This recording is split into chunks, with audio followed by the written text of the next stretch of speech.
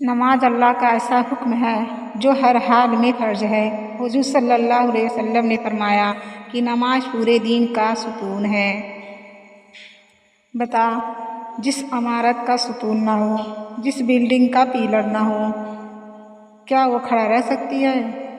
تو انسان کیسے بڑے آسانی کے ساتھ غافل ہو کر اس نماز کے بغیر زندگی گزار رہا ہے۔ کوئی فکر نہیں، انسان کسی بھی قیمت پر نماز نہیں چھوڑ سکتا۔ نماز انسان جیسے بھی پڑھتا ہو، ہر حال میں پڑھنا ہے۔